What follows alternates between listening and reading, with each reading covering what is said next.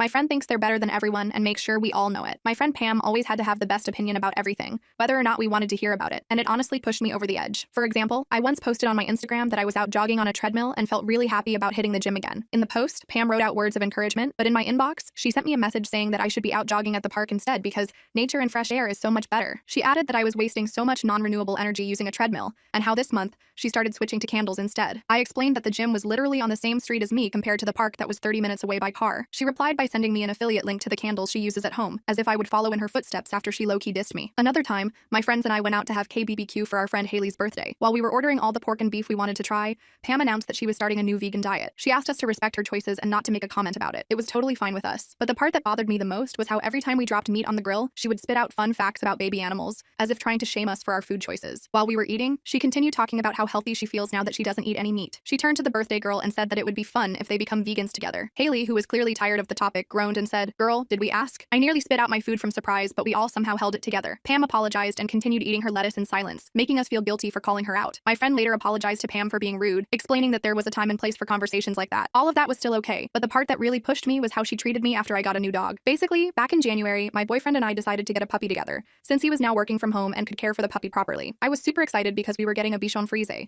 which I had always wanted after I saw it on Shrek 2. When I sent the pictures of the puppy in the group chat, everyone congratulated me, except for Pam, who FaceTimed me to ask why I didn't go for a rescue dog instead. Before I could respond, she started crying on the call while talking about the poor dogs in the shelter and how my decision was thoughtless. I got angry at her accusations and said, "I don't care about those impounded dogs. I only wanted to get a cute Bichon, and that was it. Is there something wrong with Bichon Frise, Pam?" She wiped her tears and blew her nose hard before explaining in a shaky voice that she just wanted to talk to me about rescue dogs and had no idea why I was suddenly so rude. I rolled my eyes and told her to get new friends because I was done with her drama before hanging up. Feeling worked up, I decided to go out for a jog with my new puppy, leaving my phone in the living room to stop myself from escalating things. When I came back home, my phone was going wild with notifications. I felt confused by the sudden hurtful messages and death threats I received from people I'd never spoken with before. I called up my friend Haley, who sent me the link to a video Pam had recently posted. There, I saw a heavily edited version of our FaceTime conversation, where I looked like a terrible person for not supporting rescue dogs. I was in shock. I couldn't believe the audacity and felt helpless. Haley told me not to panic. Behind the scenes, she started editing an old video of Pam kicking a shopping bag and asked me to send a video of my dog falling over and playing dead. I knew exactly where things were going and sent the video immediately. Haley made it look like Pam had kicked and hurt my new puppy in the video. She cleaned up the quality using AI and sent it over to Pam,